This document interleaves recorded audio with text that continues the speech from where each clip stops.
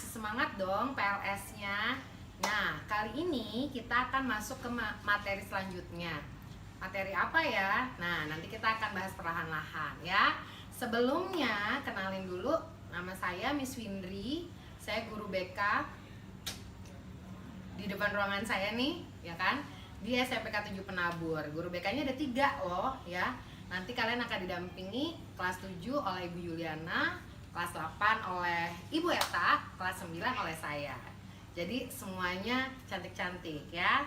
It's welcome untuk counseling gitu ya. Nah, materi kali ini selain materi akan ada tugas yang harus kalian kerjakan, kemudian kalian kumpulkan ke guru kelas kalian. Jangan capek-capek, jadi harus tetap semangat sebagai siswa-siswi SMPK 7 Penabur. Let's start! Nah, tema kita kali ini adalah stop bullying. Mungkin kalian semua udah sering dengar ya tentang kata-kata bullying. Apa sih bullying itu? Bahasa Indonesianya itu perundungan. Artinya sebuah tindakan dari pihak yang lebih kuat terhadap pihak yang lemah dalam bentuk perkataan atau sikap tindakan menjauhi pihak yang lebih lemah itu, sehingga ada pihak yang merasakan sedih. Nah, jadi kita sangat tidak boleh melakukan hal tersebut. Kita harus bisa berkata stop bullying. Kenapa? Karena banyak yang dirugikan. Nah, sekarang kita mau tahu nih, apa sih bentuk dan penyebab dari perundungan? Let's start. Yang pertama adalah serangan fisik. Nah, ini bentuk dari bullying. Ketika kamu ditendang, dipukul, atau mungkin kamu yang melakukan itu. Nah, itu merupakan bentuk dari bullying. Sampai sang korban begitu ditanyain di rumah gak berani tuh ngaku secara jujur apa yang terjadi sama dia. Dia malah bilang ini kecerobohan aku. Karena dia takut kalau dia ngaku dia malah akan diserang lebih lagi oleh pihak yang lebih dominan itu. Yang berikutnya adalah bentuk tekanan kelompok. Ketika kamu lihat teman kamu mau duduk terus tiba-tiba bilang jangan temenan sama dia. Nah, itu tekanan kelompok. Akhirnya ada teman atau kamu merasa sendiri. Yang selanjutnya bentuknya adalah ketika ada orang yang masuk ke area pribadi kamu, ngeliatin kamu terus atau mendekati kamu secara physically. Nah, itu juga bentuk dari bullying. Itu sangat mengganggu dan membuat orang lain merasa terancam, tertekan, dan membuat orang itu bisa merasa panik atau merasa takut. Nah, yang selanjutnya nih, verbal abuse. Dengan kata-kata yang tidak baik, kata-kata kasar, kata-kata yang gak bertanggung jawab, itu adalah bentuk dari bullying juga. Nah, harus bisa kita melawannya dengan cara-cara yang benar. Nah, kemudian bisa berlanjut menjadi physical abuse ya. Jadi secara psikis kita juga tertekan. Kemudian bentuk selanjutnya adalah diskriminasi. SARA, kalau kalian sering dengar tentang SARA, suku, ras, agama. Kemudian juga body shaming. Dia lebih gemuk. Wah, kamu gendutan ya. Nah, itu bisa juga dibilang sebagai bentuk bullying jika ada orang yang merasa tersisih atau merasakan tertekan dari sikap tersebut. Kemudian sebuah sikap yang memperolok kemampuan orang lain. Misalnya nih, kamu bisa melakukan sesuatu, kemudian tiba-tiba ada teman kamu yang bilang, enggak, dia enggak bisa, itu jawaban aku. Nah, itu tuh contoh dari merongrong atau meragukan kemampuan orang lain. Itu juga bullying loh. Jadi jangan sampai kita melakukan itu. Yang selanjutnya, ini bisa menjadi penyebab dari seseorang dibully. Apa? Saat kita gugup, saat kita mengeluarkan sesuatu kayak deg-degannya terlalu kenceng, akhirnya kita grogi. Nah, itu orang yang melihat bahkan bisa jadi memicu untuk ngebully kita. Jadi ayo benar-benar kita bisa memahami sikap tubuh kita dan kita bisa mengkontrolnya supaya orang-orang nggak ambil kesempatan dengan hal tersebut untuk membuli kita. Nah, kemudian caranya adalah coba kamu supaya kamu nggak dibully, kamu cerita sama orang yang kamu percayai. Mungkin kamu terlalu overthinking aja. Tanya pendapat teman kamu supaya teman kamu juga bisa membantu saat kamu lagi ngerasa kamu dibully atau kamu disudutkan. Jadi kamu nggak pernah sendirian, atau pastikan kamu memiliki teman yang baik. Nah, bentuk selanjutnya adalah gosip nih. Ayo, siapa yang suka gosip? Nggak ada ya. Kita semua selalu menjaga perasaan orang lain. Nah, gosip ini juga membuat diri kita atau teman kita merasa menjadi tersudutkan atau merasa disudutkan. Nah, bisa melalui media sosial atau enggak bisa juga melalui perkataan-perkataan secara offline gitu ya, kayak bisik-bisik gitu. Nah, ini dia ya.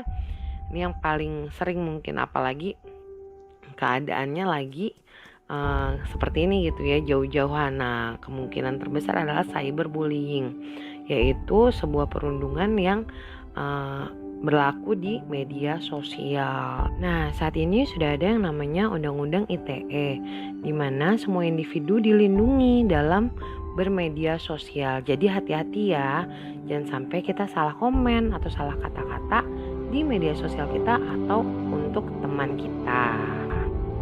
Nah, sekarang jawablah pertanyaan yang akan muncul di layar. Foto hasil jawabanmu dan kirim ke guru kelasmu. Apa kamu sudah siap? 1, 2, 3.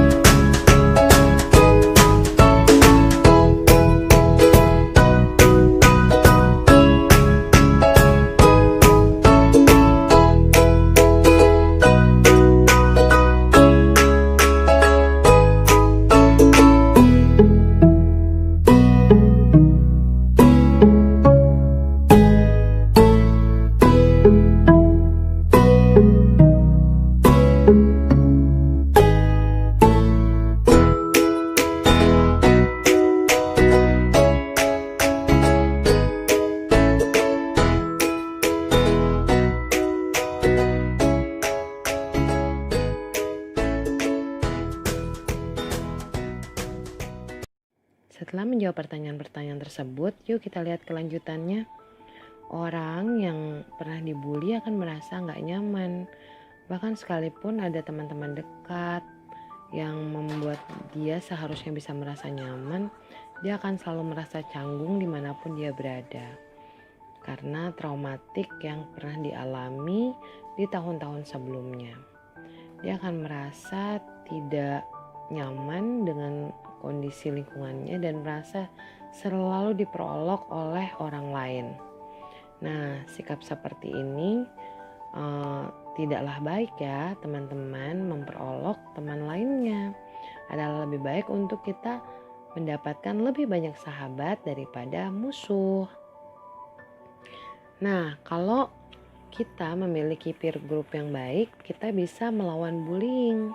Kalau kita sendirian, kita akan lebih punya kemungkinan dibully. Tapi kalau bersama teman-teman yang baik, kita bisa melawan bullying itu.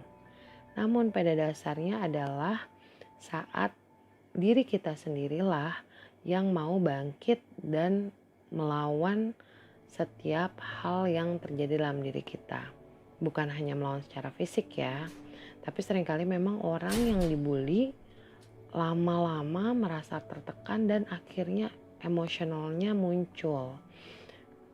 Ada satu titik di mana ketika orang yang biasa membuli dia membuat dia merasa geram dan membuat dia melakukan tindakan yang agresif.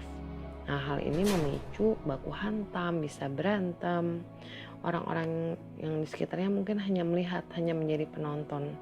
Dan yang dibully tetaplah dibully sampai babak belur. Tidak sanggup melawan, hanya emosi sesaat. Namun dia tidak memiliki kekuatan, mungkin secara fisik atau secara tenaga memang dia di bawah dari sang pembuli. Nah, kalau teman-teman ada di posisi itu, kira-kira apa yang bakal teman-teman lakukan? Mungkin juga bingung ya kalau kita nonton, tapi nanti di akhir Miss akan kasih tahu apa sih yang harus kita lakukan gitu. Nah, saat orang itu mengalami bullying yang terus-menerus, mungkin bisa terjadi di sekolah atau dimanapun orang itu berada, tempat les atau bahkan mungkin di rumah gitu ya. Orang itu akan merasa sedih, kesepian, dan saat dia sendirian, dia akan teringat sama hal-hal yang terjadi dalam dirinya. Itu akan membuat dia bisa benci sama kehidupan ini. Sayang sekali ya, karena Tuhan memberikan kehidupan untuk kita bisa menjadi berkat untuk orang lain. Nah, tindakan bullying ternyata bisa memicu yang namanya bunuh diri. Hendaklah itu tidak terjadi dalam hidup setiap kita, karena Tuhan Yesus sayang sama kita semua. Kamu gak pernah sendirian. Nah, di kisah ini tampak sahabat yang baik senantiasa ada untuk kita. Nah, saat sang korban mulai putus asa dan mau mengambil jalan pintas, hadirlah sahabat-sahabat yang baik itu. Sahabat-sahabat yang baik yang senantiasa mengingatkan yang benar, yang senantiasa dapat melihat sisi positif dari diri kita. Sahabat-sahabat yang bisa mendampingi kita untuk keluar dari trauma masa lalu kita. Sahabat itu diberikan oleh Tuhan, bisa dalam bentuk teman, seumuran, atau keluarga kita.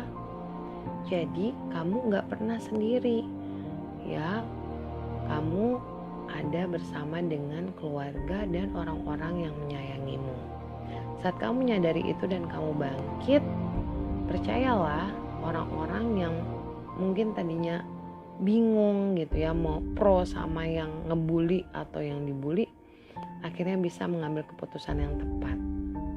Nah, kalau kamu menjadi korban dari bullying, yang harus kamu lakukan adalah kamu perlu minta pertolongan. Pertolongan sama siapa? Sama orang yang lebih dewasa tentunya. Juga bisa ke guru atau ke orang tua kamu. Terus kalau kamu ngelihat orang yang dibully, apa yang harus kamu lakukan? Yang harus kamu lakukan adalah kamu harus melaporkannya, karena itu adalah satu-satunya cara untuk mencegah tindakan itu berulang dan berulang lagi. Lingkungan persahabatan yang baik dapat membawa efek positif bagi korban bullying. Jadi mengenyahkan bullying dari lingkungan kita dengan cara persahabatan. Juga dekat dengan keluarga. Karena keluarga adalah tempat paling aman bagi kita. Karena itu sekarang yuk berdiri dan katakan kita anti bullying dan stop bullying dimanapun kita berada. Thank you for listening. God bless you.